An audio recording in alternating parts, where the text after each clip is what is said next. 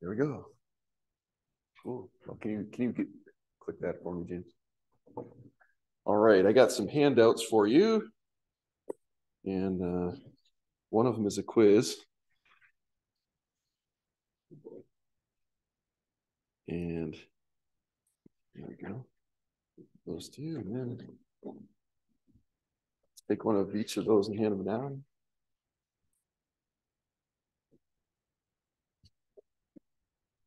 And so the quiz I have is a vocabulary quiz.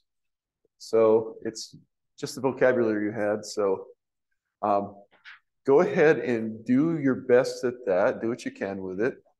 And for those who want to take this for a grade, if you want to be graded on it, take it for credit, go ahead and turn in the homework. If you don't worry about it. Okay. Oh, sorry, the quiz. I'm sorry, the quiz. Yeah. Has it open book test? No. Okay. Yeah. So those by Zoom, if you want to do it for credit, go ahead and just fill out the quiz at some point and email it into me, or just email the answers to me, and I can grade it that way. If you don't want to take it for credit, just taking it for fun, then don't worry about it.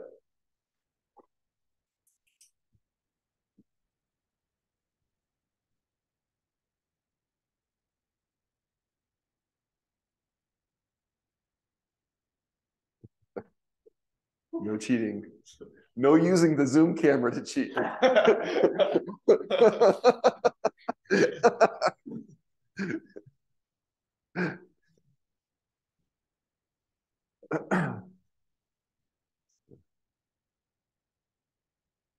That's the Bill Belichick Greek quiz method.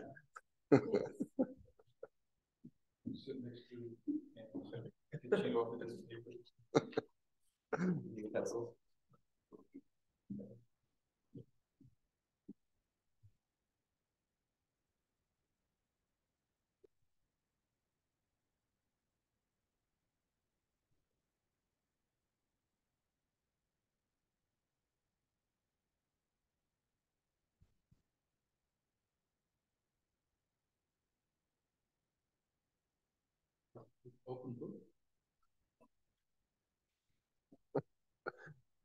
Homework is always open book. Quiz, no. Well, it's I see what it's open to, and it's not open to that.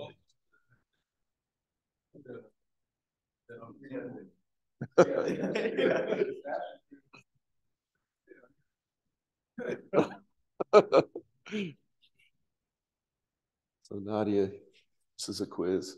Oh, really? Yeah. Oh. So just vocabulary. Oh. Just.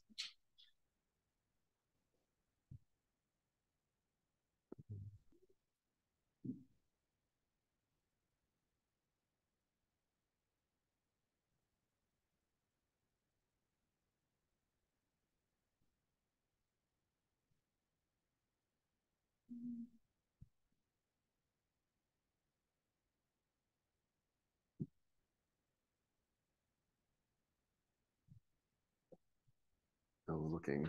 No looking? No.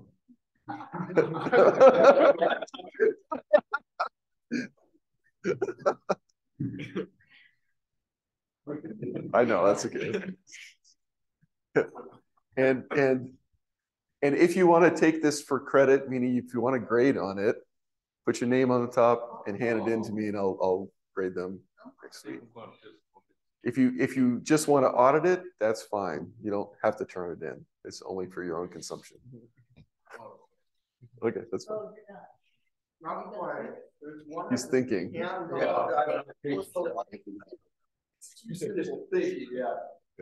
It's too simple. I can't remember that. Oh my.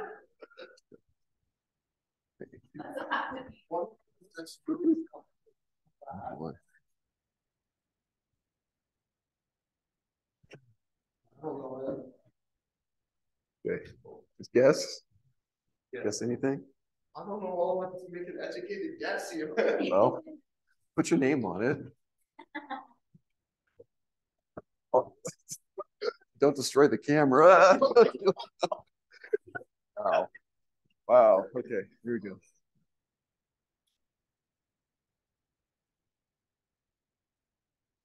Can I turn this in next week? Yeah. I promise I won't. Just turn in what you know. That's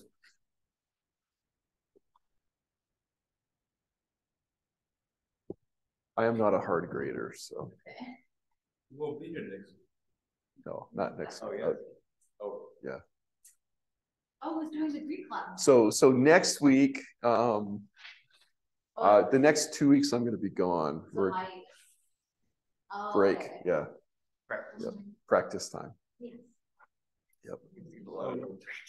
So when you come back, that time to study. You'll be all set. Yep. Yep. Yep.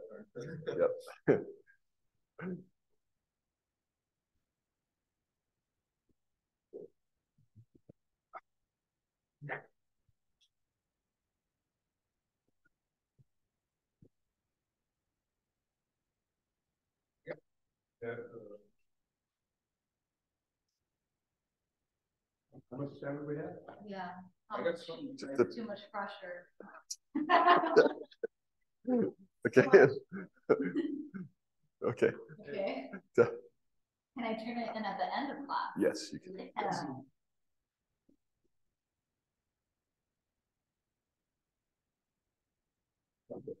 Okay. Let's do what you can. That's okay. That's okay. Okay. Check this out.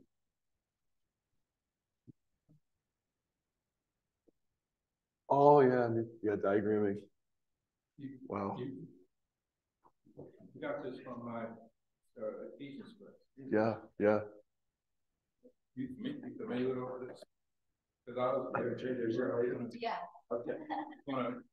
Just Yeah, that's for a later time, much later time. We don't even get into that in this book. So that's even later. The other book, there was 3 of them here. No, yeah, no, I mean no, I mean that's like second year Greek. Yeah. Like second year Greek, not first, not beginner's Greek. Yeah, that's like intermediate Greek. So yeah. Did they turn theirs in already? Wow. Okay, so let's go ahead. Let's do a little bit of review here. So how did you do the homework? How did that go? I did, unfortunately. Okay. Okay. Okay. How did it go, Tracy? You want to tell us? You want to tell us what you got? Okay, let's. So the homework was on page 22 under exercises number 1. We got 3 words there.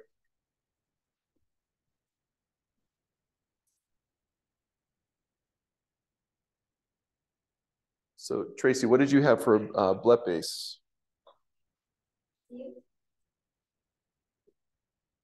Yes. Yep. Yep. Yep. Good.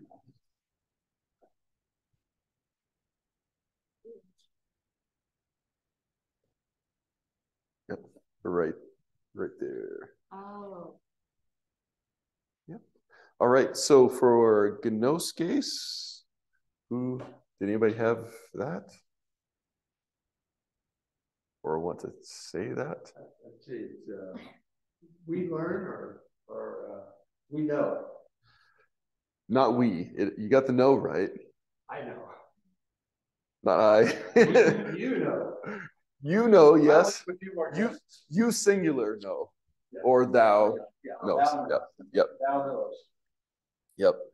And what about lambanes? Yes. Yep. So that'd be like you singular take or thou. Okay. All right. So page 23, okay, we have lesson 4.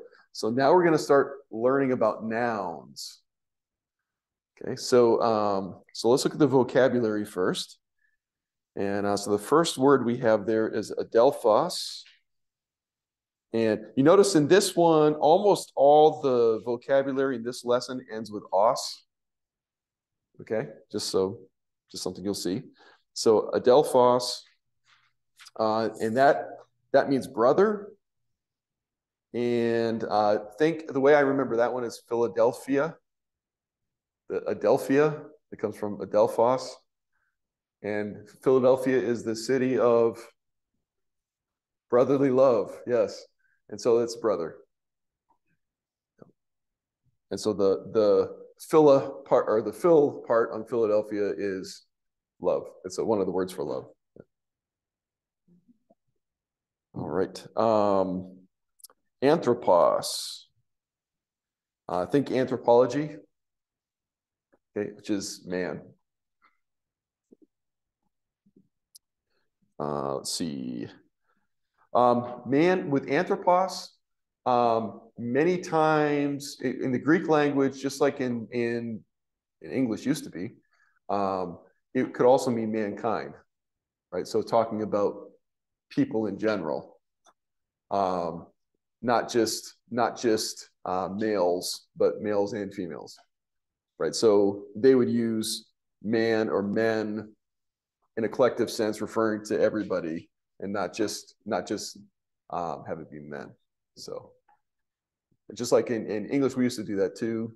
Nowadays, that's, people don't like that, but all men, and we don't just mean males, right? We mean everybody. Yeah. What's the pronunciation again? Anthropos. All right, so the next one is apostolos. Apostle, right? That one. Our word apostle has come right from Greek. So that's what we call a transliterated word, and so that's where you have the actual Greek word, and instead of our English word being a translation of it, we just have anglicized the word. We've made it English. So apostle, and but in English our nouns don't end with os like the Greek ones do, and so we just say apostle instead of apostolos.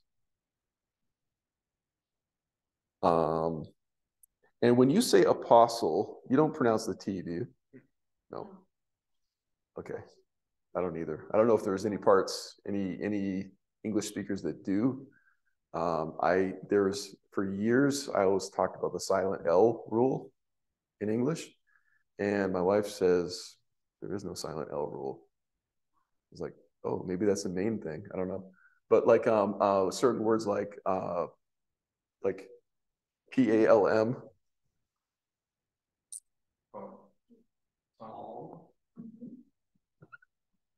We always said palm. We never pronounced the L. In Maine, we never did. And I didn't realize other people did. So we called that a silent L. Okay. You don't say palm, you say Palm. Palm. I guess it's sort of a palm. Yeah. Why is psalm silent? Psalm. I don't know. That's yeah. Yeah. Psalm. Even with psalm, I wouldn't pronounce the L. I just say psalm. Yeah. So, but that has nothing to do with Greek. But anyway, yeah. So Greek apostolos. Next we have doulos.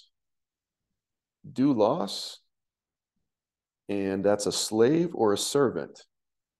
King James almost always translates it as servant. Because, well, it's hard. I mean, it's somewhere between a slave and a servant, I guess, if you think of it that way. Because in our culture, if you think slave, we automatically go back to, the 1800s in the South, right? And it wasn't exactly the same. But it's not exactly a servant either, because a servant is in our minds anyway, today a servant is somebody who you pay. Okay, but no, in the first century they weren't paid, right? So they were owned, but it wasn't like a racial thing, you know. So it's yeah.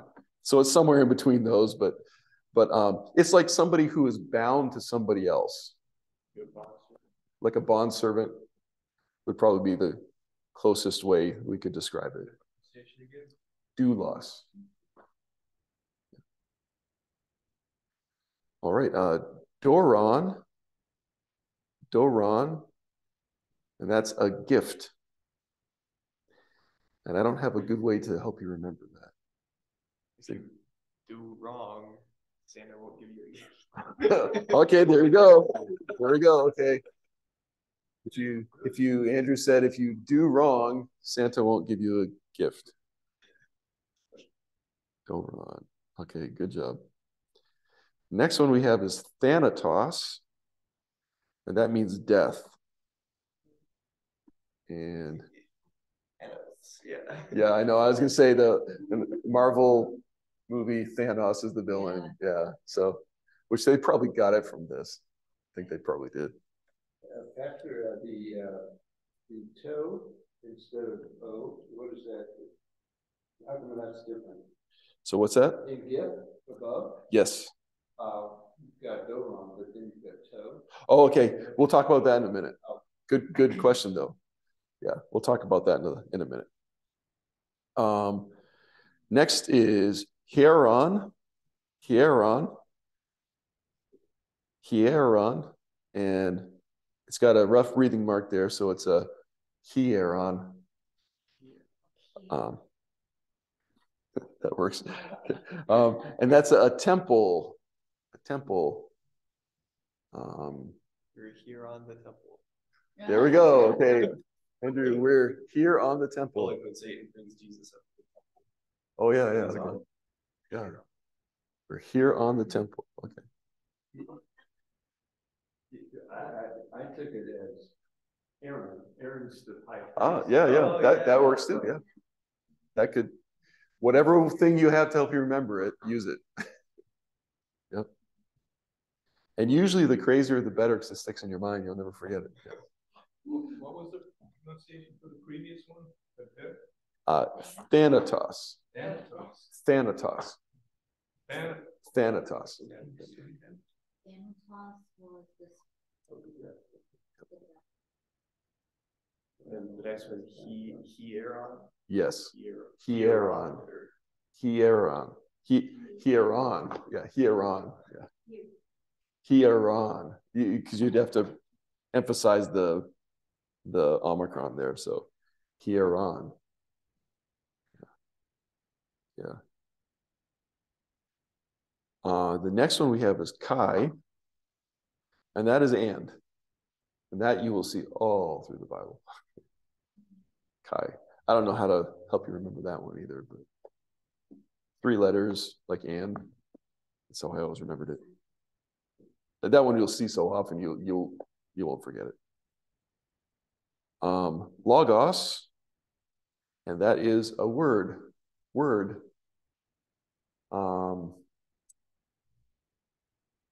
There's another word for word as well. This is logos would be. There's another word that you'll learn later that is like a spoken word. And logos is, if you have the 2 words side by side, logos is going to refer more to the written word.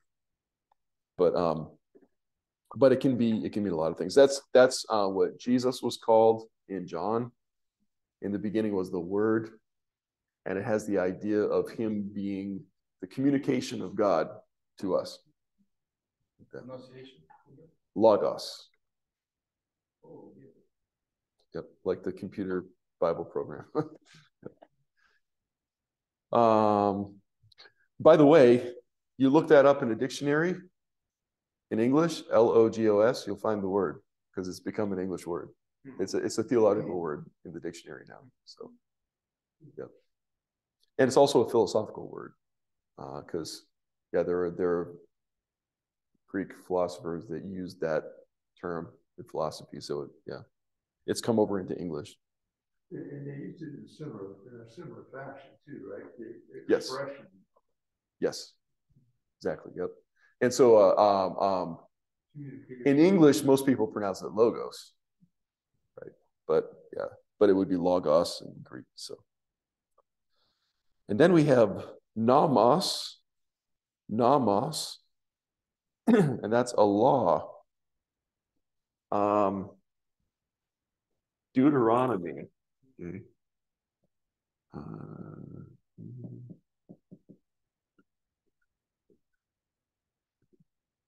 You have the deutero and then nomi.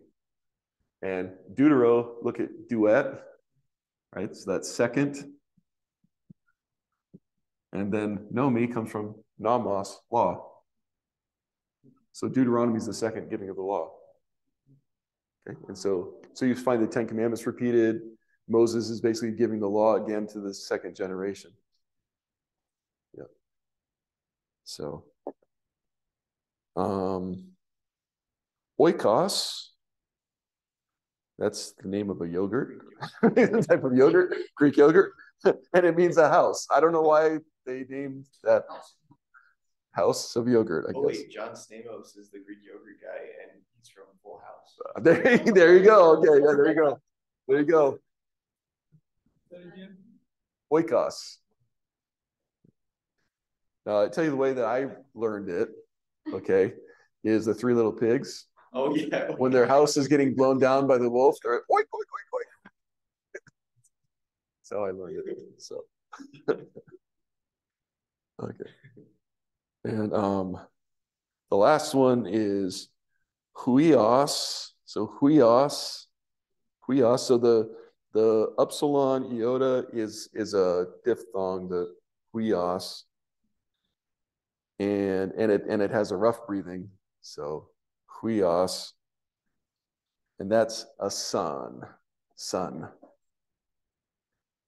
I don't know how to help you remember that one, but this is when it uses Jesus as the Son of God, Son of Man. It always uses that word. We are sons of God. There you go. Okay.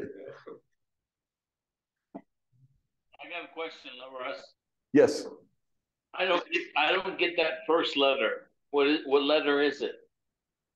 Okay. So, yep. All right. It looks like a V. It's an upsilon. So it's upsilon, iota, and it looks like where's the accents on the os? The os. So it's an upsilon on the front. Oh, okay. This is diphthong. Yeah, but it's a diphthong, which is like a we sound. Okay, thanks. But then you have the rough breathing, so it makes it like we huios, like that. Huios.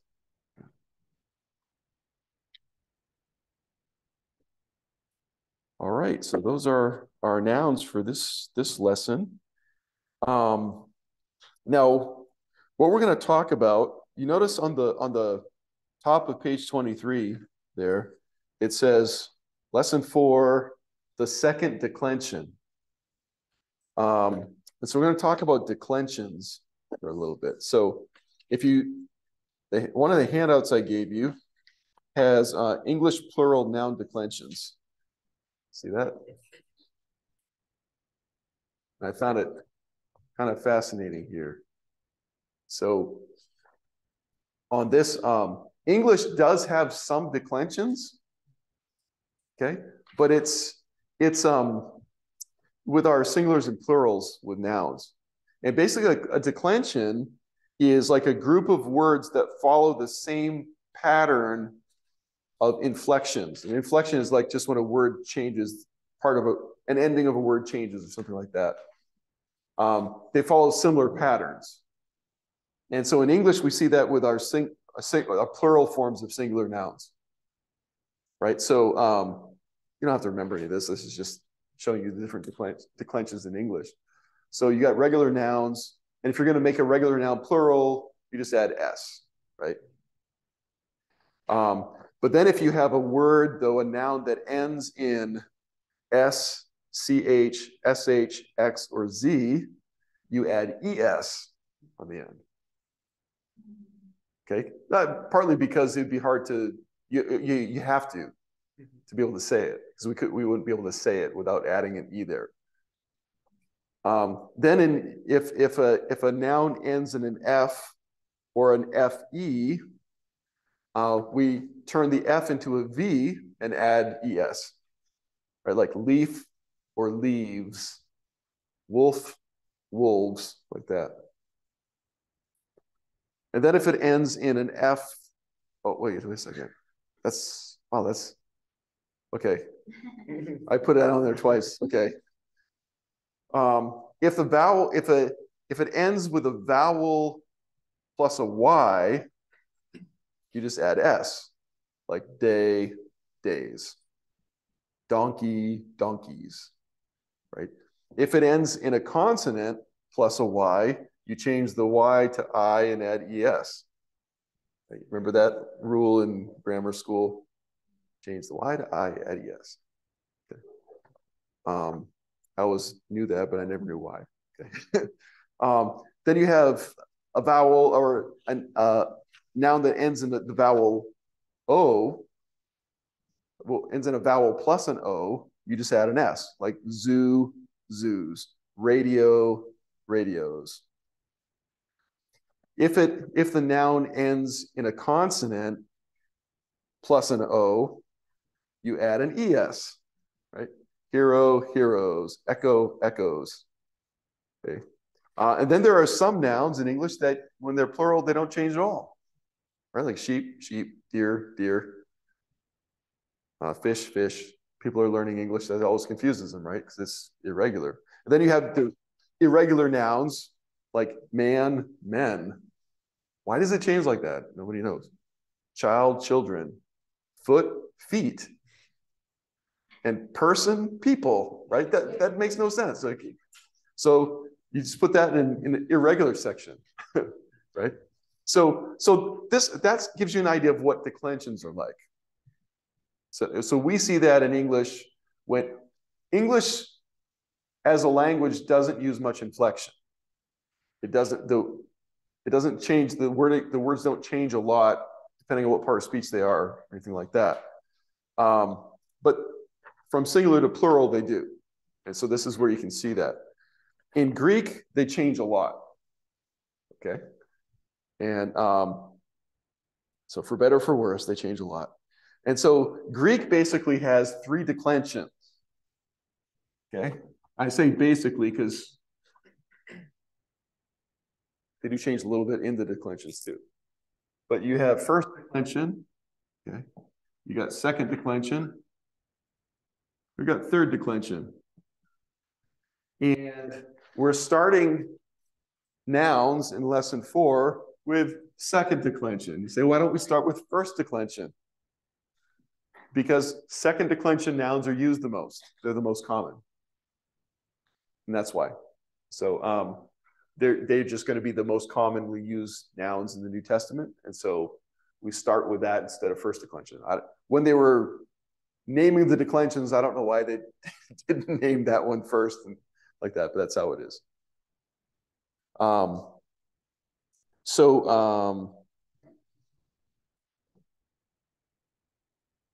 Okay, let's get to the, Richard had asked a question on when we were looking at the vocabulary.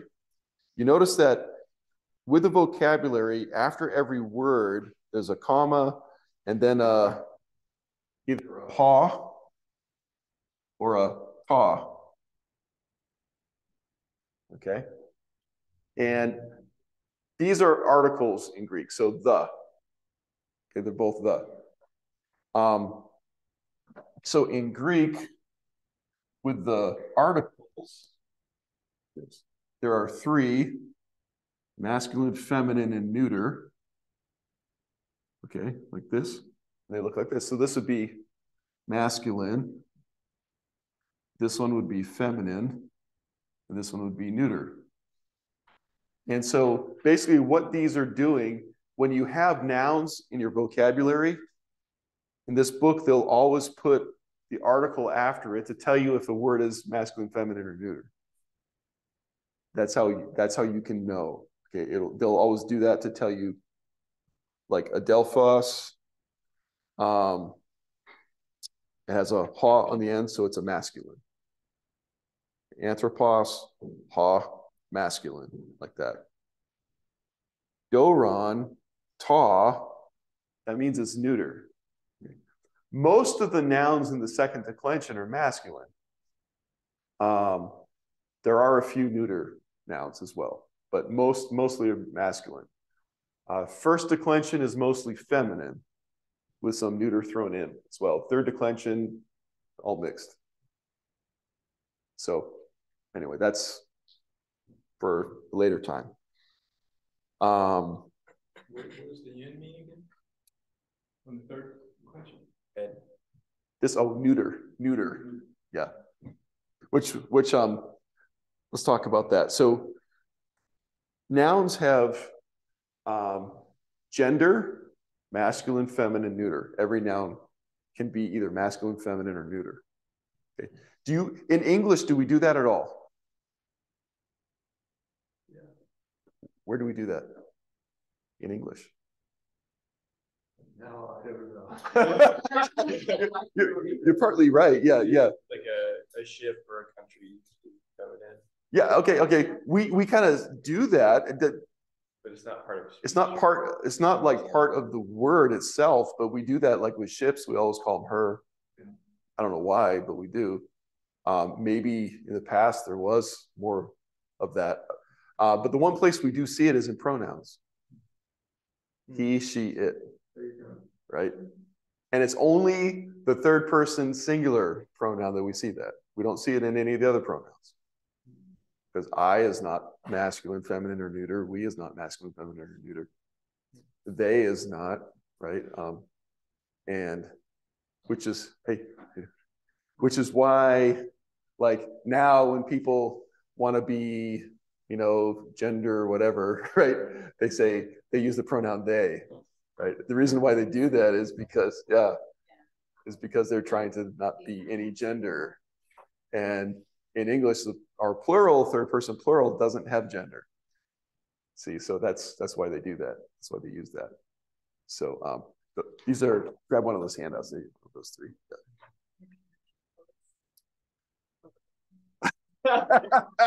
Wow, okay. Yeah, we'll talk about it after. Wow, Nadia. You're that student, huh? You're that student. Okay.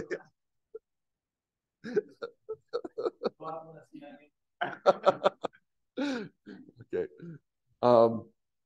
Yeah, so in Greek, every noun is either masculine, feminine, or neuter.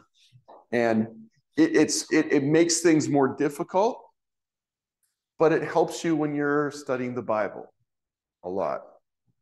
Because sometimes it'll be, if there's a pronoun, it'll be unclear what it's referring to. If you know the gender of the pronoun, you can go back and find the gender of the noun that it's referring to, and they'll agree. And so it helps you interpreting things. Okay. So, yeah. So if the reason why the gender is important, is helpful, is when you're looking at it, I'm trying to think of a good passage of scripture. I can't think of one right now. But the question is, if there's a pronoun and you're wondering, what does it refer to?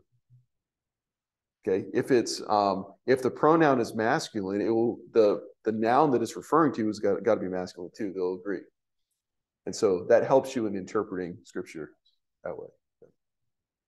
So, okay, so they have gender. Nouns have gender. They also have number, singular, plural. Okay, that we have that in English, so that makes sense. And they also have case. Okay. So we'll talk about the cases in more detail in a few minutes.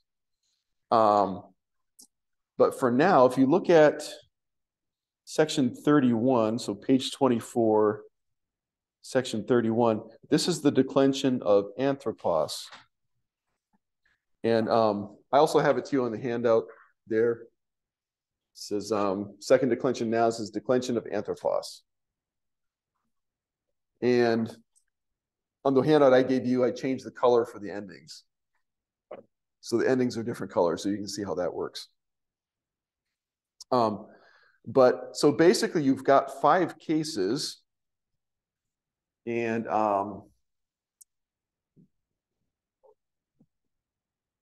just a second here.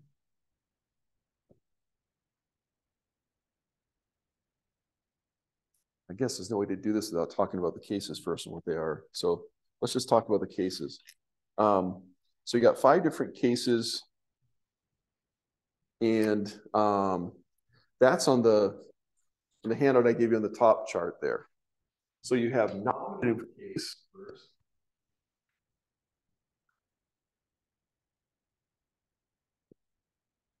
Does anybody know what a nominative case is in English?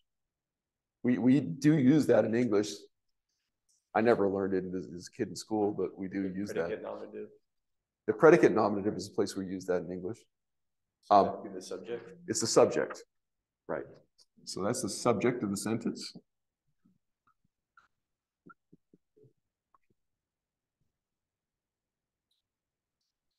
The subject is the one who does the action, right? It's the one who does the action in the sentence. You have genitive, and genitive is possession or possessive.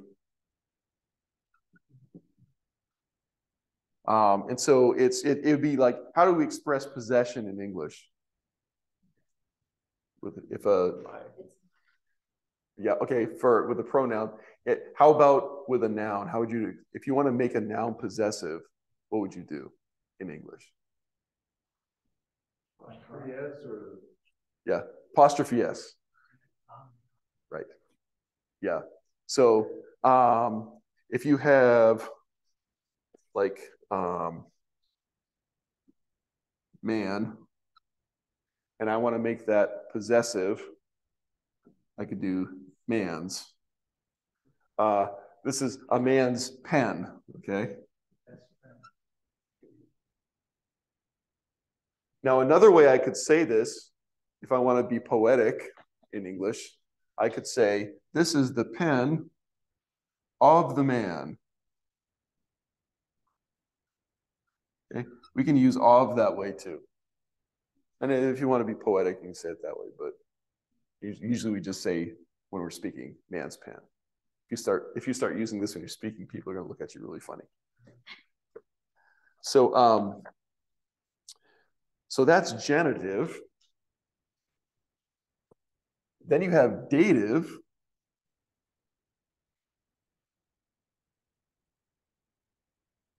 And I don't expect you to know all these right tonight, okay? But that's why you've got this. That's why you've got the book. Okay. So dative is what would be in English indirect object.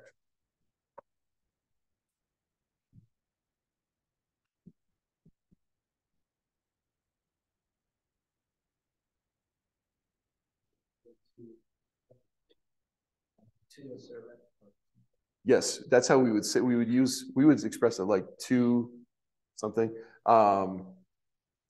Yeah, I'll show you in the sentence here in a second. Let me just go through this and then I'll give you an example. Accusative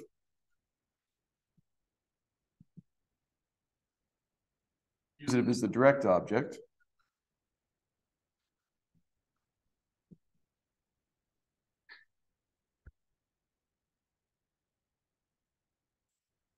And then there's one more that's hardly ever used. That's called vocative. And that means direct address. You're addressing someone direct.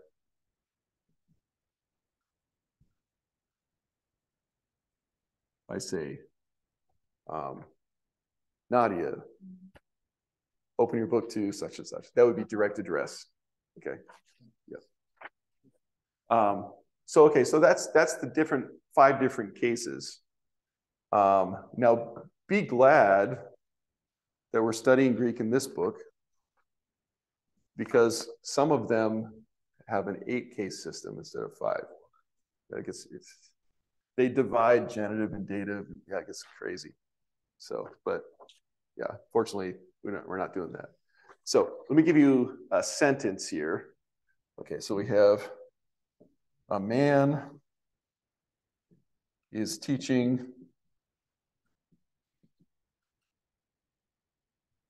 a law. I'm using the vocabulary we have in this lesson. Of a temple to a servant. Okay.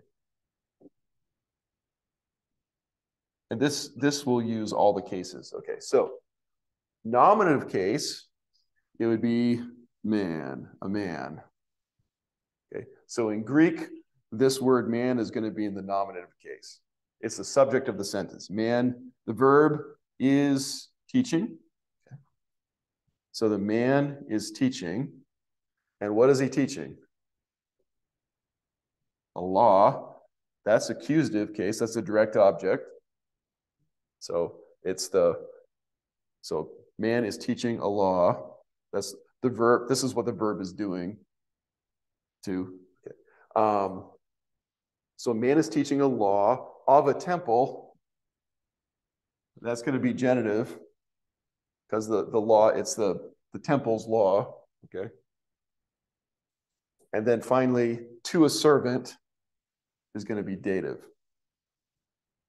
So you could say this other ways. So we know these different cases, and in English, all these are same cases, okay?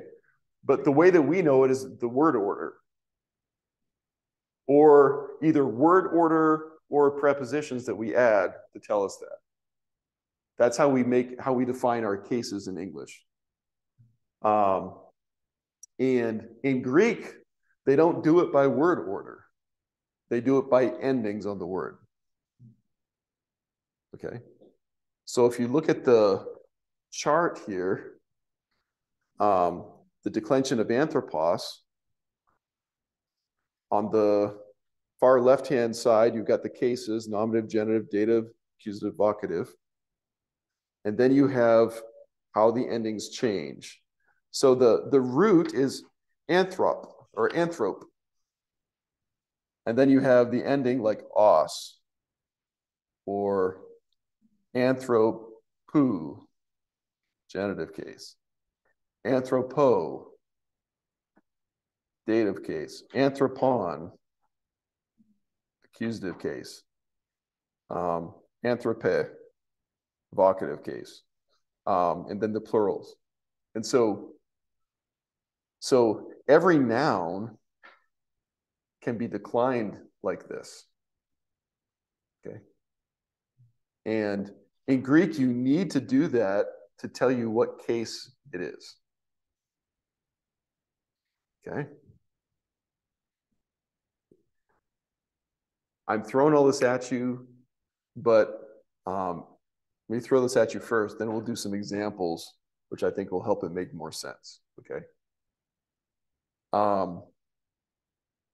So let's see here. So then we have, if you see, now one of the things in the book, he is gonna, some of the stuff I'm skipping over because he's talking about how the accent marks will change in the declensions, and that's not a big concern for us because we're not going from English to Greek, we're going from Greek to English. So so we don't need to really know that. Like he gives at the bottom of page 25, he gives the declension of huios. The endings are exactly the same as anthropos declension. The only difference is the accents change. And so he gives you a completely separate like declension of that. And we don't need to do that. We're just looking at endings. And then on page 26, section 41, he gives you the declension of doron. And doron, the endings do change a little bit. And the reason is because doron is neuter. Anthropos is masculine. Okay, so the endings will change a little bit. And so on this handout I gave you, I got the declension of anthropos, the declension of doron, and just look at the differences in the endings. And you'll see some of them don't change, like genitive, singular, or genitive plural, they don't change. Dative, singular, dative, plural, don't change. Accusative, singular doesn't change. Accusative, plural does. Wait, which chart are you looking at? The declension of doron. Yeah. So if you look at both of, on this handout, declension of anthropos, declension of doron. Oh. See that? And so just look through that and see the ones that do change and the ones that don't change. Okay. Like, for one thing, you'll notice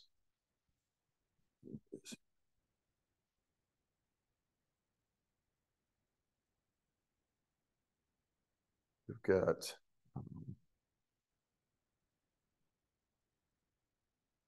doron, okay. That can be nominative singular, or it can be accusative singular. Either one. So how do you know the difference? And context is the only way. That's a case where it doesn't really, you can't tell the difference that way.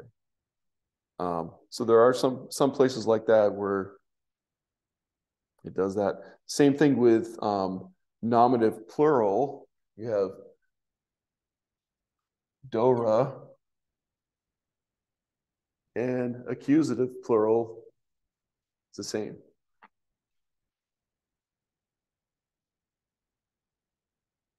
So let's try putting this together with some examples, and hopefully this will help make a little bit more sense. Okay.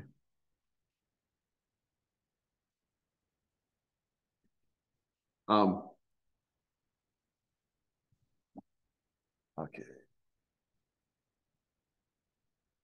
I'm just gonna, okay, let's try.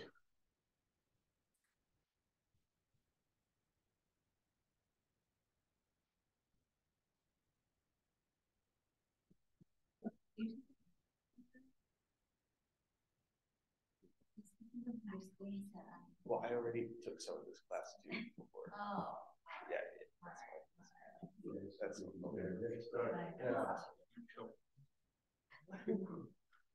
Why had they'd taken it before when I did it then too. I had taken it when I was a kid. So that's why that's the only reason. This is Andrew's third time around or something. Yeah, so you were like 5.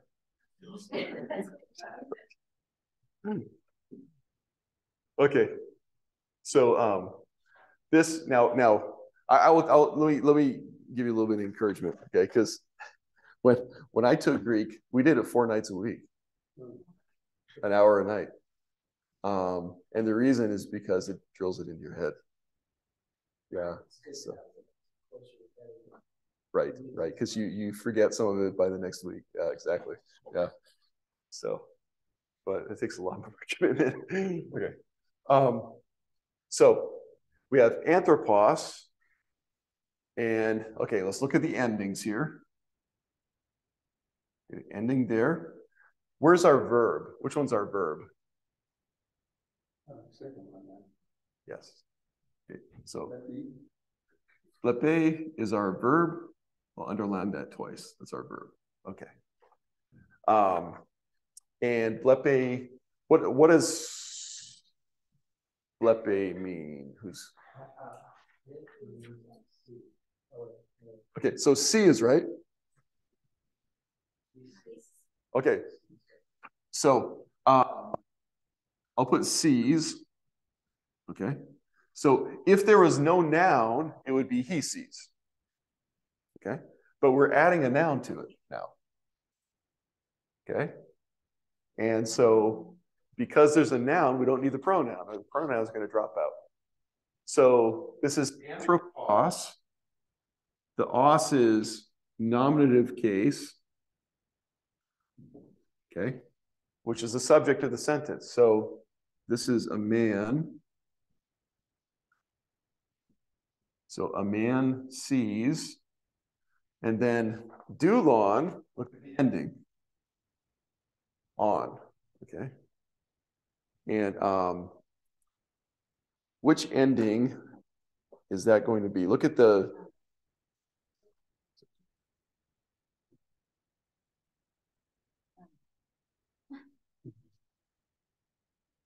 Okay. So look at the declension of anthropos. Okay, that's your normal one there.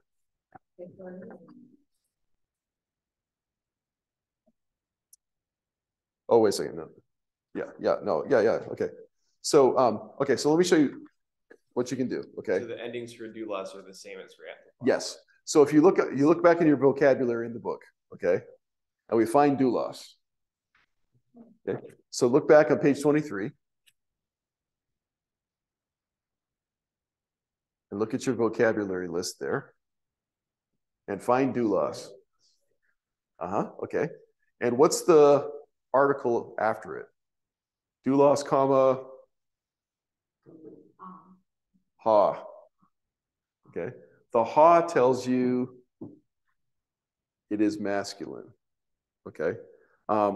If you look at anthropos, ha. They're going to be the same. Okay, so it's going to take the same endings. Okay. So if the article is the same, then the endings are also going to be the same. Yeah. Yes. So okay. So here's what you can do. Okay, on this chart. Okay, get out this chart. On this one, right up beside it, write a ha, and then under that, write masculine. Okay. Where was that again? So on this chart here, yeah. And so right here, put a little ha. As in this. Ha. Aha. Yes. So on the second declension nouns, it has declension of anthropos, that chart. Just put it beside there. Okay? Because this chart is showing you all the masculine second declension nouns. This is just giving you an example of it. And so, and I'd by ha, I'd put masculine down there too, or am, or some way that you'll remember masculine. Okay. And then by the chart that says declension of doron, put a ah.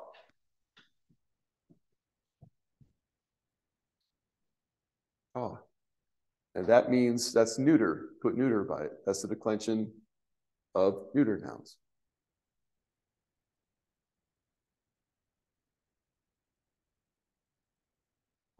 Okay.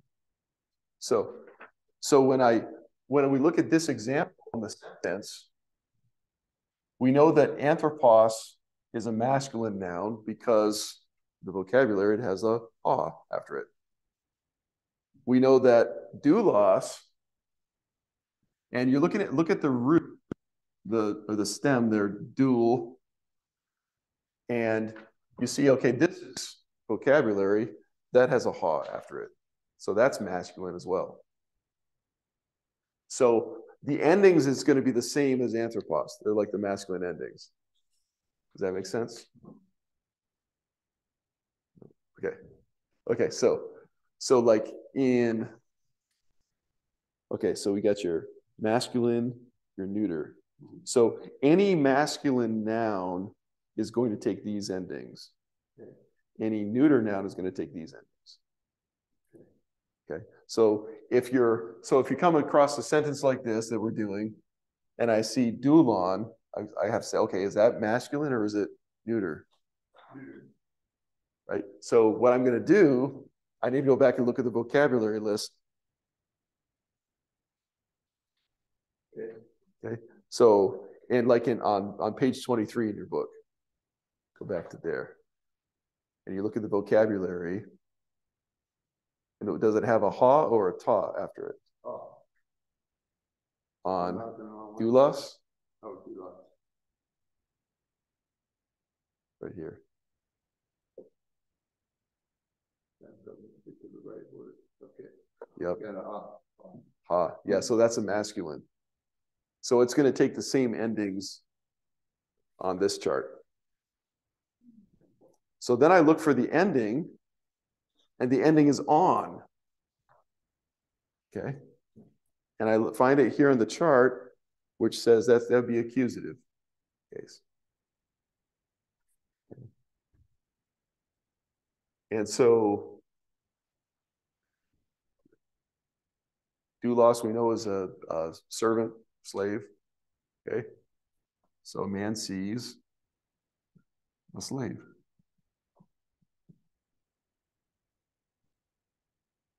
Okay. Okay. Now, if I want to, let's change this around a little bit. Okay. What if I want to say a slave sees a man? Okay.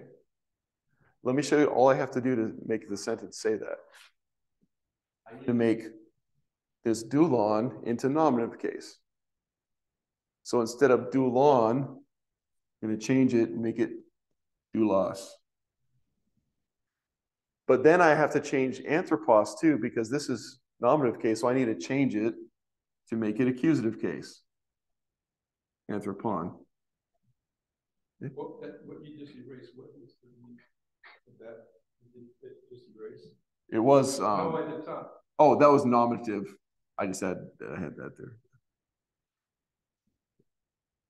And so now the sentence reads, and it doesn't matter the word order. No, the sentence now reads, a slave sees a man. Okay. And I know that because of the changing of the endings.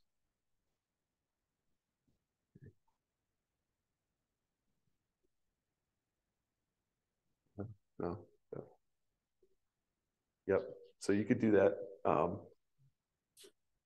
Yeah. So the thing that's going to tell you if it's what's the subject of the sentence, what's the ending of the word. So what I'm always going to do. Okay. So if I'm going to translate a sentence, I always look for the verb first. Okay. And then I've got to say, okay, where's the subject now? And to find the subject, I'm going to look for a word that I know is a noun and look at the endings. And that's how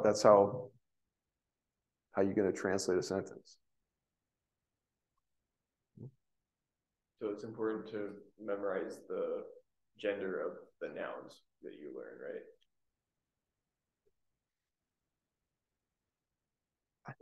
Yeah, I mean, I'm going to tell you when I learned them, I didn't really memorize the gender, but to be honest, when I learned it, I just flipped back to the vocab a lot, and I'd look at that. Okay, oh, okay, I know which one this is, and to be honest, you're not going to, when you're dealing with second declension nouns, they're mostly going to follow the declension of anthropos because they're mostly masculine. Like in the whole vocab list, there are only two words that are neuter. Doron and hieron. Those are the only two that are neuter. The rest are masculine. So you're gonna just get to know the masculine endings mostly. And then if you see something that's like, something's not right here, say, oh, wait a second, maybe that's a neuter. Look back at that. So the one that you want to know the most is the declension of anthropos, the masculine endings. That's the more important, because that'll be used the most.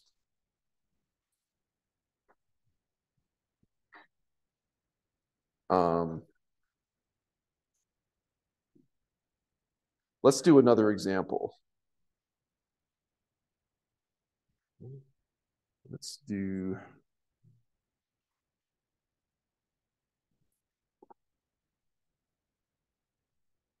example.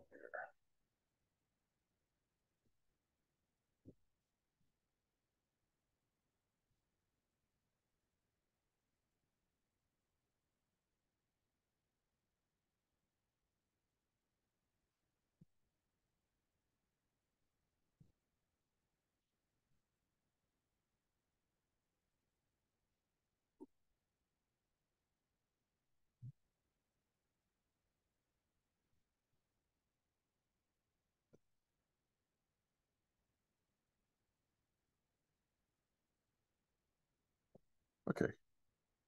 We have doulos, graphe, lagus. Okay. Doulos, graphe, lagus. Okay, so where's the verb? Graphe. This is our verb. Okay. And graphe, what does that mean? Okay, right?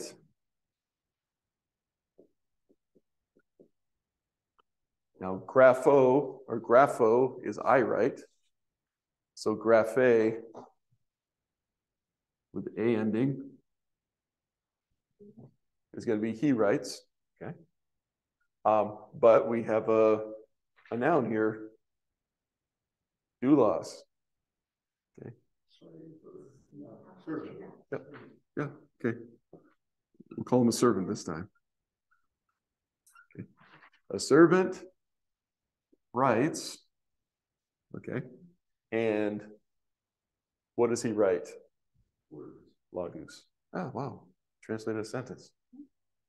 So difficult. No guessing. That's it. Yeah. Okay. Now this one happens to be an English word order, so it makes it easier, right? Okay, right? So, but let's look at the endings and see what happened. Okay.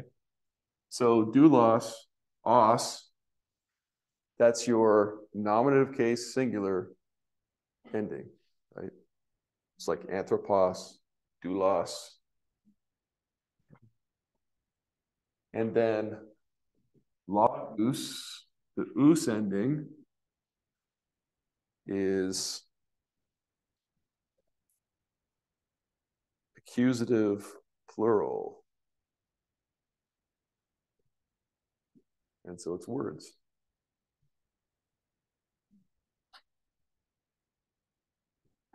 Now, if I wanted to say a servant writes a word instead of words, how would I change the ending? Okay. So we got our stem, log. What ending would I put on there if I just want to make it singular instead of plural?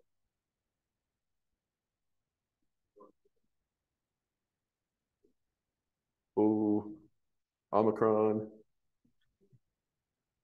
New. Yeah. New. Not V. Don't say V. No. Yeah, I know. I was waiting for you to say it. Log on. So, okay, so now I have a servant writes, I'll have to put an in there to make sense in English, a word. Because it's accusative singular. Okay, let's say I want to say a word writes a servant, which doesn't make any sense.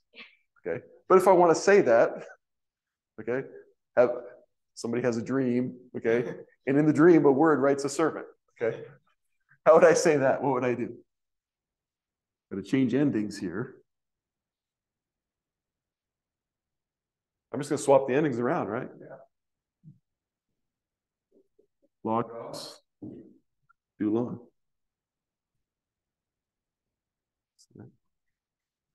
What you're going to find is the os ending, you're going to see a lot. The on ending, you're going to see a lot. Okay. The genitive, the nominative case and accusative case, if if you're going to say which ones are the most important to learn, those two. Nominative case, accusative case, those are the most important because they're going to be used the most.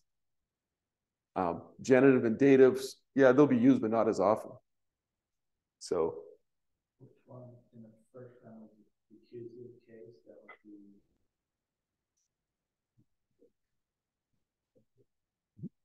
The first time around? Okay, I see what you're saying. Words. I'm now figuring out my scribble. Okay, okay. The accusative case. So on this sentence now this is accusative case, and this one is nominative case.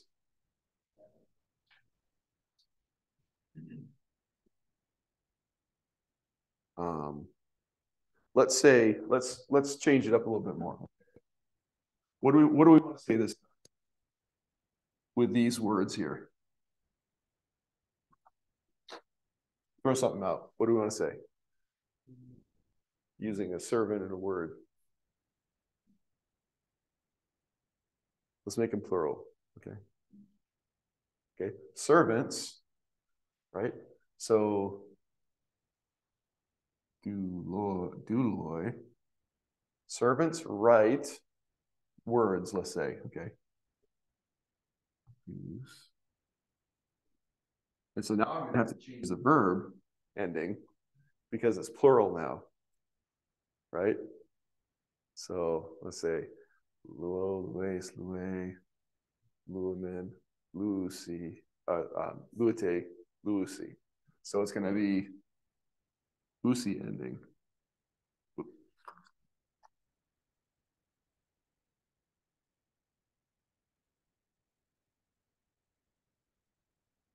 So now it's going to be, now we've changed things around.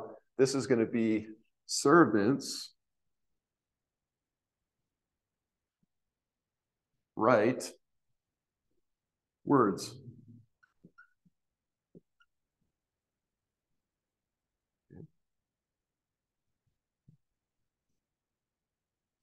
Okay, let's say I want to switch it around and I want to say I write words. Okay. Here's what we're going to have to do. Get rid of the noun here. I'm going to have to get rid of my ending. What's I write? Grapho. Yep. And so now we have I write words.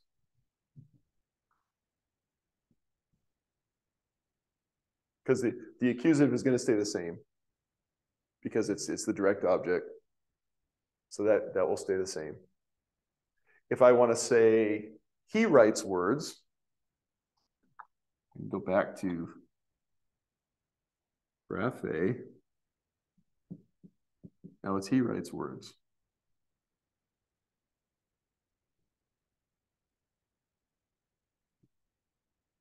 So yeah, so and you can just do this with any of your vocabulary nouns, do with any of the vocabulary verbs that you had.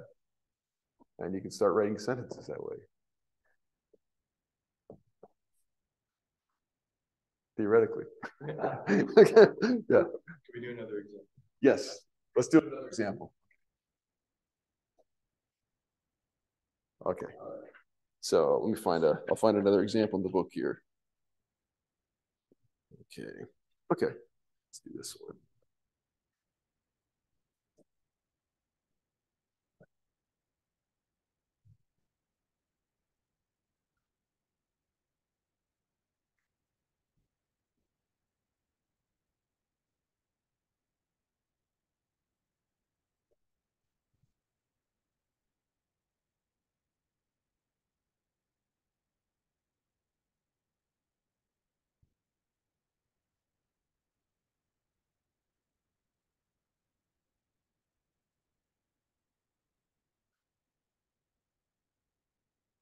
Okay. Okay. So here we have apostoloi, didaskusi, anthropon. Now, there's one little thing that I didn't tell you about yet. It's not a big deal, okay? So, but in section 44 in the book, it says movable new. Okay. This is just a little thing to put in the back of your mind. It's not that important. But just to make it easier to read, easier to say, the Greeks, if there was a vowel here, and in this case, they would throw the new on the end. The didaskus and anthropon. It made it easier to say. Like how we do A and N. Like how we do A and N. Yeah. Yeah. So if you see that, it's called the movable new. Okay. It will only be, you'll only really see it in, and I think most of the times is in the third person plural verb. But that's just something that's there. So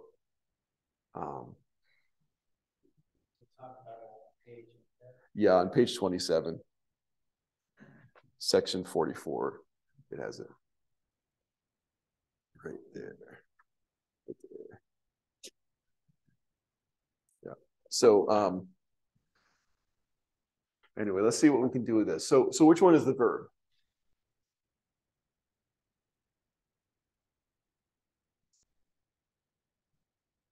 What's that? Yes, that's Yeah. This one's our verb. Okay. So far, they've all been in the middle. Okay, so that'll help you. So and didasco, I teach. So this is teach. It's not going to be I teach though because we have a different ending. It's going to be your they teach. Okay. But do we have a subject of the sentence to replace the they? We do. Okay. Which one is it? We got two nouns. We have a noun here and a noun here. Look at the ending. Okay. So we need to find which one is nominative. Yep. Look at your chart. See if you can figure it out.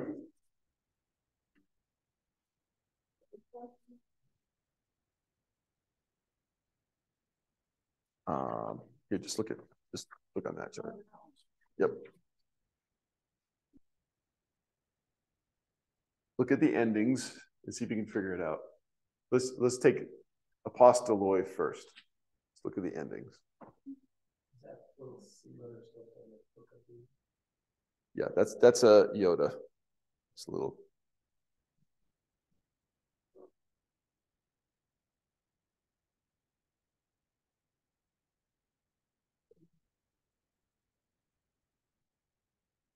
Anybody see which one it is?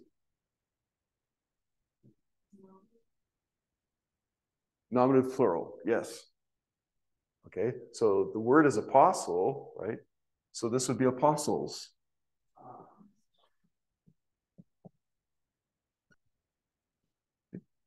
The apostles teach. And what do they teach? Or in this case, who do they teach? It's not anthropos, anthropon. So what would the on ending be?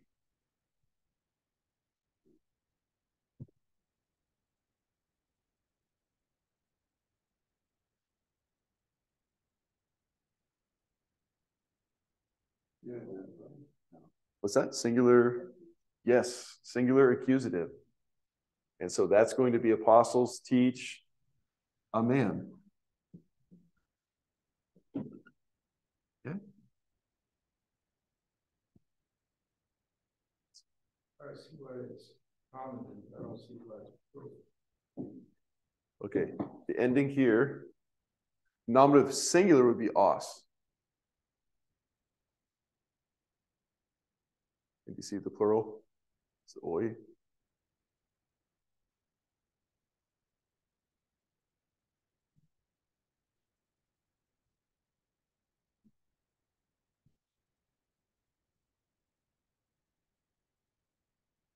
So the oi ending is plural.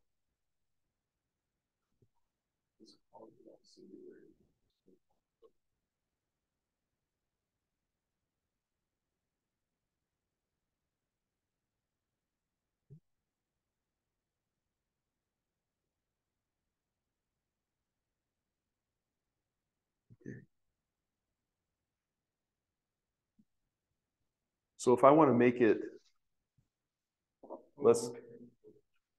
yeah. So if I want to make it, let's say I want to make it singular. An apostle, I've got to change the ending to os.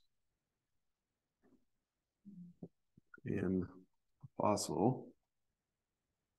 And then in English, I'm going to have to change this to teaches. And so in Greek, I've got to change this. Yaske. And then, so now you have an apostle teaches a man. So if I want to say an apostle teaches men and make that plural, got to change the ending. Okay, got to change the English, right? Men. So the question is, what do I change that to? So I look at my chart, and you have accusative plural, us.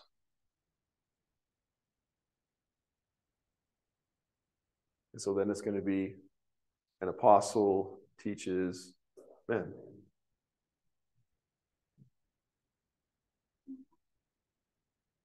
So, I mean, pretty much, I mean, in Greek, what you're gonna have is you're just gonna have endings changing all the time. And that's how you tell what it is. So, and I mean, the hard thing about it is you got to recognize the changing of and what it changes into and all that, right? But once you see that, then it actually makes it a lot easier to say, what is this? I don't even have to look at word order. I just have to look at the word, and I can tell what it is. You know, so and then it's going to get even easier when you start adding articles to it. Like, we know the article ha. Okay, let's say there's a word. I don't remember what apostolos means, right? Or I can't remember what it is exactly or what part of speech it is. But I see this ha in front of it. I know ha is masculine singular. So I know this ending has to be masculine singular. Okay. So and at some point, next couple chapters, we'll learn the declension of the article, which is basically going to be the same as the endings for anthropos. Okay. And then once you have the articles in front of them, it makes it even easier because you might not know all the endings of all the nouns, but if you know the articles, then you can see.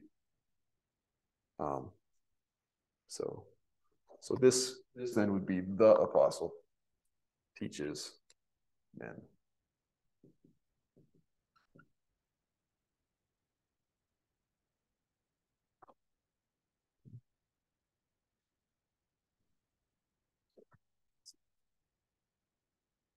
Okay.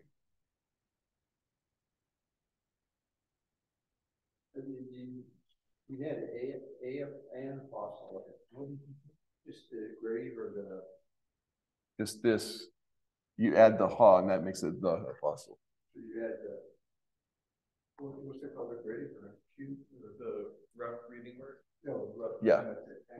Yep. But so to have an apostle, you don't have any. Yeah. If I want to make it an apostle, I just take the article out. And okay. Then it's an apostle. Okay. Yeah.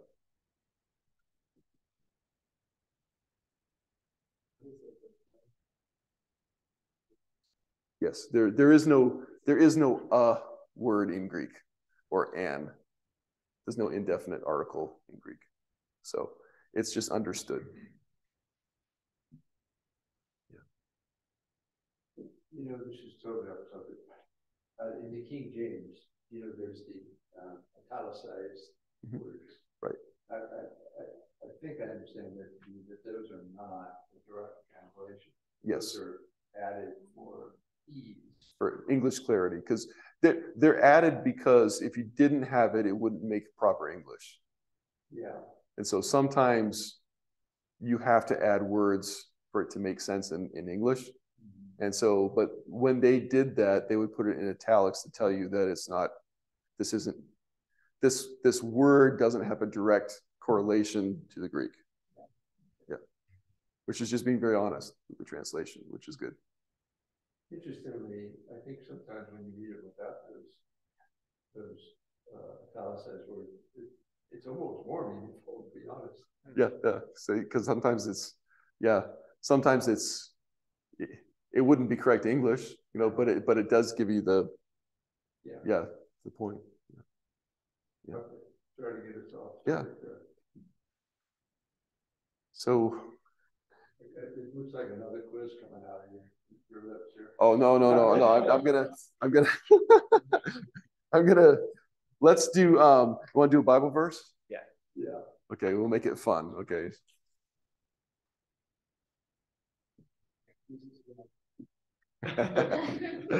We've not left yet, so okay. Okay, so I tried to find a verse that has some of your vocabulary in it from this lesson. So this is Galatians 4:7. Okay. Some of these words you're not going to know, but it's okay. Oops.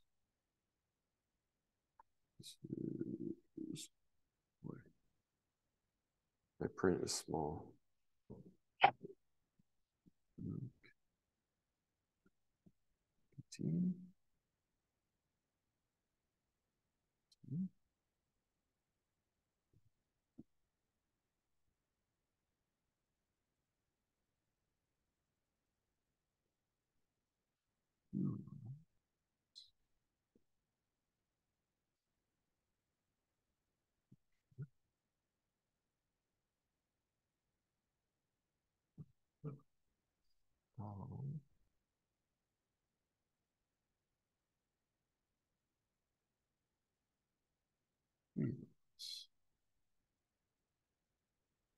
Okay, so this is Galatians 4:7.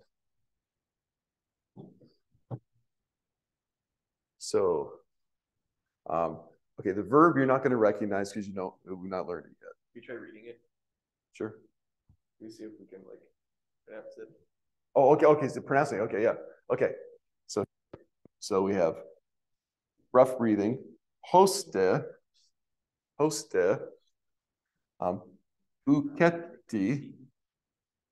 Uketi. A. Doulos. That one should sound familiar. All. This is an abbreviation. Okay, so they do that sometimes. Like we do contractions. Sometimes they'll just throw a letter off at the end of the word and put a apostrophe there. So all huios. So hoste uketi a doulos all huios. Okay, so what are the words you recognize? Doulos, which is servant, right? Servant. Okay. What else? You see one of the other vocabulary words that we had this time? I know I just threw them at you, so that's okay. That's okay. But this one is huios is son. Yeah. So, and when you're dealing with the Bible and translating the Bible, there is no cheating, right? I mean, okay. I mean, we're not coming at it as if we don't have an English translation. We do. If you know the verse, even better, right? Okay, so we know in Galatians there's some stuff about servants and sons. Okay, in the book of Galatians, like a slave compared to a son, and the difference in our relationship with God. Okay, so we see servant or slave, we see son. Okay, so here's the verb is actually here. Let's see. So this is going to be okay. So this is just going to be is. Okay, and so doulos is nominative case, nominative singular. So this is going to be your subject. So servant is, this word is no longer, okay. And this is on the front is like a so then. So the word order is going to be a little interesting.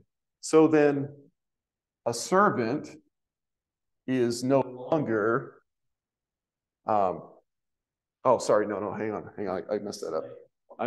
Hold on. Okay, wait.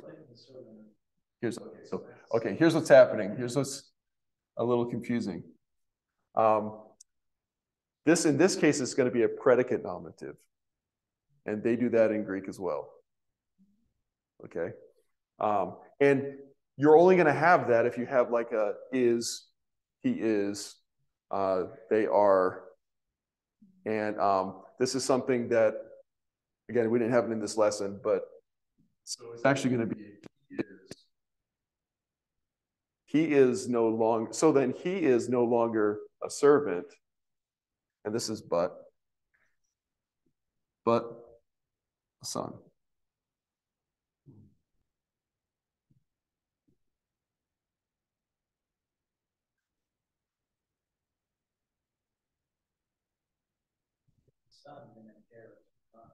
Exactly. Yes. And we'll do one more after this that I think is even a little bit easier, hopefully.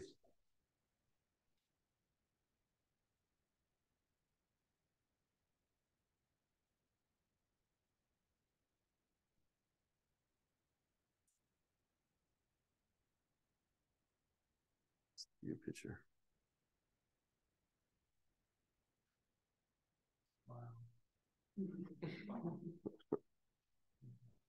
Yeah.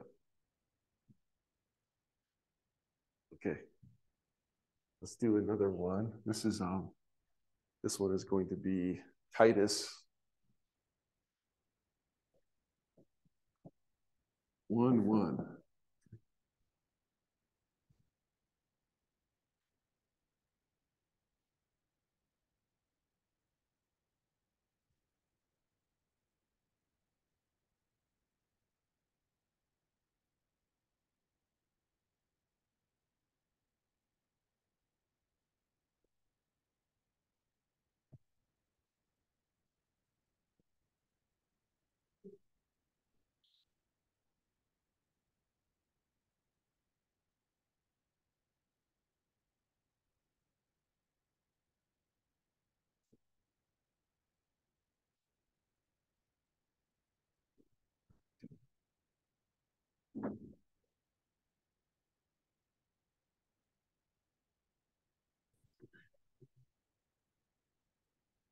It is going to be, yes.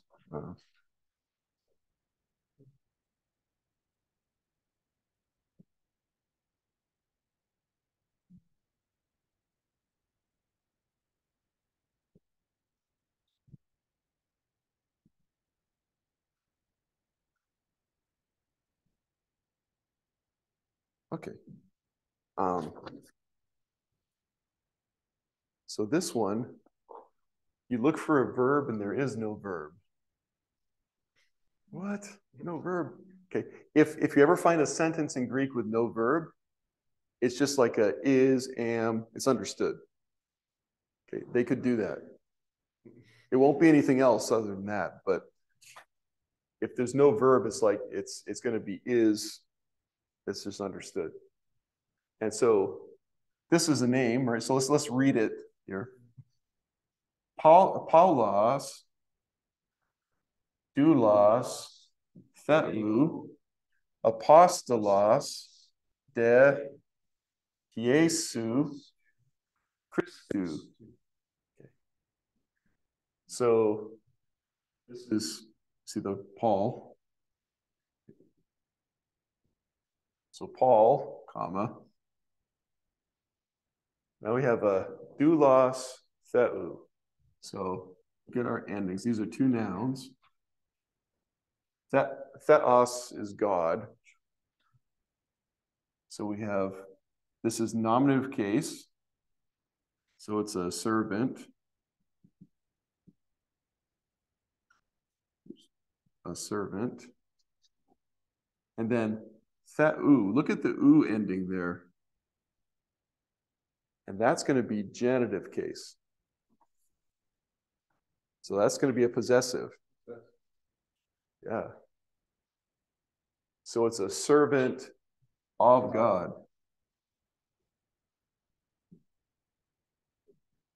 Another way you could say it is Paul, God's servant. God's apostrophe S, you could do that too. Okay, a servant of God. Okay. This is going to be a but, or sometimes and. Another nominative case. Apostle.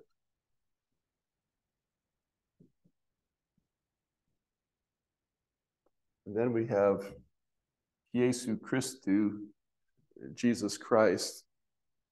But notice the endings. Same as this. Genitive. Of Jesus Christ.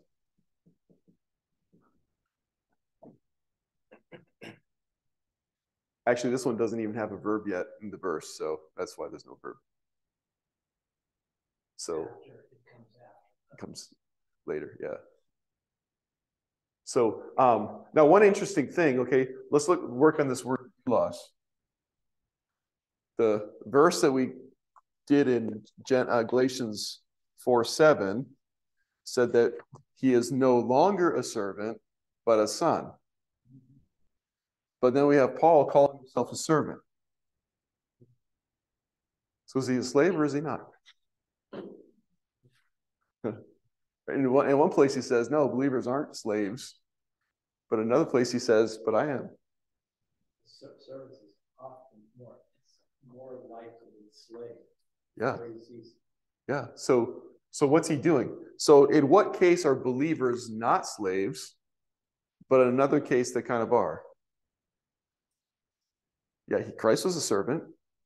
Was Christ a servant because he had no freedom? No, he's a willing servant, right? Yeah, and that's the difference. So it's like he's saying as believers, we are not slaves in the sense that our relationship to God, that we're slaves to the law, to have to do the law in order to earn a salvation. We're not like that. We're sons in that respect. But as sons, being grateful to God, we willingly offer ourselves as servants. Right? I love my master. Yeah. And so Paul is saying, but I'm a servant of God then. And now, okay, to say that in the Greek world was very demeaning. Because to the Greeks, I mean, there are a lot, the Greeks were a lot like Americans in that sense. They like their freedom, right? Liberty is everything to them, right? They're the ones who invented democracy. The democracy is a Greek word, right? So, yeah. I've got a verse. So in First Peter 2:15, so about the slave being free or being a slave, it says, "For so is the will of God that with well-doing you may put to silence the ignorance of foolish men as free." So it's saying that you're free. Right, as free. And not using your liberty for a cloak of maliciousness, but as the servants of God. Yeah. So we are free, but we're choosing. Right. We're so the example of that in the Old Testament is when if you were a Hebrew servant or slave, I mean, in the Old Testament, no one's ever a permanent slave if you're a Jew, right? Because you have a year of Jubilee and you're set free. So you can only be for 7 years. But let's say you indenture yourself as an indentured servant.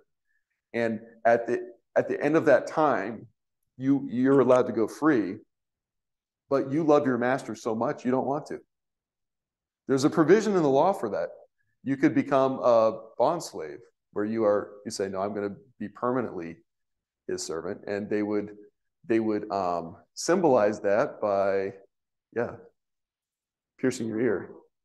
Yeah. So that's how, so in the Old Testament, if somebody had a pierced ear like that, you wouldn't do that for fashion. You'd do that and saying that I'm a bond slave. Right? Yes. Yep. So that's how they would signify that. Yeah. So believers are like bond servants in that sense to God, right? And there's a real sense, obviously, that we're his creation, right? So he owns us in that sense. Christ bought us with his blood, right? So we're owned in that sense, but he also liberated us, right? So it's this, you got some of both. So, but for Paul to say that in the Greek world, like, no Greek would ever call himself a slave. Just like in America, no one would ever call himself a slave. So are you kidding? That's why, like, even in the Jews, when Jesus called them that if the Son has set you free, you shall be free indeed. They said, we're not slaves to anybody. We've never been slaves to anybody. Lord Jesus washed his disciples' feet. He did. He Yep. Yeah. And when he did that, he was taking the form of servant. Yep. So when Paul's saying a servant of God, but an apostle of Jesus Christ. Yeah, he's a servant, but he's also an apostle.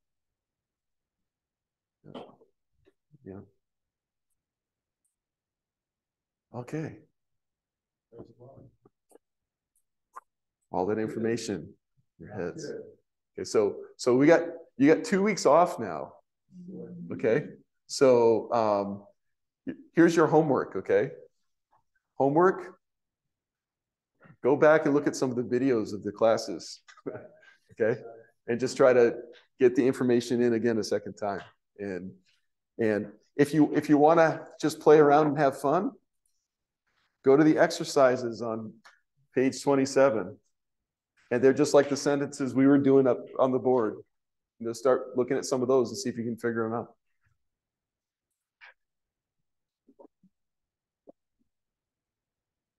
All right. All right. Let's go ahead and close in prayer. Okay. Let's pray. Father, we thank you for this time we've had tonight, Lord, and we just thank you, Lord, for your word and for freeing us, Lord, and giving us freedom and liberty in you, and yet a desire to want to serve you. And so we just thank you for that, Lord, and I pray that we would be servants of you in that sense. We ask it in Jesus' name. Amen.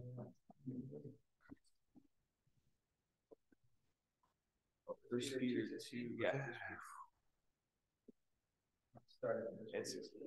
Oh, okay. Yeah, I've been in that. I've been in First Peter for like a little while. I really like it. I'm sure not. Richard. So you have a link to so I can go. You sent me the email. Did it have the link to the church to get the video? Yeah. I know Brian Burris. Oh yeah. He just left. Yeah, one, I don't know. So, how you doing, Tom? Yeah, I think one of those since you have the link. And if not, you can just. I have a question. I never got the difference between the first, second, and third declensions. Okay. Yeah, no. Oh, yeah. Say it again. No, I never got the differences between the first, second, and third declensions. Okay, the differences between them. Yeah, I didn't really understand what the declension meant. Yeah. So basically, Yeah. I didn't really give you that. So basically, the declensions. A declension is like a pattern of endings that they'll take. So like certain nouns would take these endings, and then other nouns will take different endings. But we're just looking at Will those be different declensions? Yeah, those will be the other declensions. Oh, okay. So Is there any? So what generally made up the second declension? If I can understand that. So the second declension is mostly masculine nouns. Oh, okay. And so it's that simple. Okay, because you said that I didn't. Yeah. Okay. Yeah. And there are a couple. Now, is that exclusive? Say it Will again? that be exclusive to the second declension? Will that, the fact that it will be will be masculine, is exclusive to the second declension, or they're sort of mixed? Like 90%. Let's say that. Okay. So it's a general. Yeah. Like I think there might be a couple of masculine in like the third declension, but it's mostly second declension is going to be masculine. Yeah. So would the other two be either female or neuter? Yeah. So first declension is mostly feminine, and third declension is what you said. Okay, so I get it. So first declension is feminine, and third declension is mostly neuter, but it's kind of the miscellaneous one. Sure. So they're generalities with exceptions. Yes. Okay, that's good. Exactly. Yep. Wait, so the reason. Yeah, my only question was the exclusivity. Okay. Yep. No, it's that they basically it's like this. Masculine nouns in Greek tended to follow this pattern, and so they call it second declension. Feminine nouns tend to follow this other pattern, so they call it first. Okay. I sort of heard that, but I just wasn't sure. Okay. Yeah, I know. Thanks. Yep. What did you have, Andrew? So the reason they're divided is because they have different endings. Yes. So all the first declension endings will all be the same, or no? Mostly. Okay. Yeah. They're going to follow general patterns. Okay. Yeah. So following that. What was Andrew's question? Andrew said that so like the first declension with feminine ones, they're going to all have the same endings. And my answer was generally, mostly. Okay, yeah. There's always exceptions in languages, but mostly. Yeah. Okay. The ones that we learned, are those the endings for most of the second declension nouns? Yes. Yep. So if I can. Latin is very similar. Yeah, it is. Yeah. From what I've heard. I don't. So we said first, Yeah. most feminine, second declension, mostly masculine. And third is Neuter / miscellaneous. They're all the exceptions go in the neuter of the third declension. You know what? I studied. I tried to. I studied about half what I. There's sort of a rounded V shape on a sharp V shape. Yes. So It's then really it gives us kind some of more hard to quiz. pick out. When I cut my studies short. They can almost just write here. Left by. Find I the left alphabet. that sheet. I took that sheet out. Yeah. Okay. There should be still in the book here. Hang on. Actually, I took it out. Oh, the one. Okay. Carry it around. I can set Hang it on. on my desk. I got it in the book. I'll show you my. Okay. So. You know, I read somewhere. Okay. So in the alphabet here, like the one that looks like a V is the new, and the one that looks like a U. Oh, the V is right. Yep. So that's the N sound. And this one is upsilon. It's like a U sound. U. Yes. U shape. Yes. Yeah. It's like a U in italics. It kind of looks like that. I missed one class actually. Okay. Yeah. I got a lot of reviewing, so I'm glad we have. Yeah. No, that's good. I'll give you some time. Yes. Yeah, I know. I know. It's like, yeah, I know. It's like, so it's like a group of nouns that all follow the same pattern. It's like a group of nouns that follow the same pattern. Okay, so that's why I gave you this in English. So like, I got a follow-up question. yeah. So these would all be like different declensions in English. So It's like this a is a group. declension. Like It's a group. So it's like a endings. Yeah, it's a group of words that take the same endings. Yeah, that's it. That's it. That's a satisfactory answer. Okay. Yep. So what's a non-declension? What's that? What's a non-declension? There isn't one. That's non-declension. Oh, Now, So you didn't hear my qualifying statement before I asked the question. He who asks a dumb question remains a fool for a minute. But he who never asks a dumb question remains a fool forever. there you go. Yep. That is true. That's true. I better stop recording this. I think that was one of the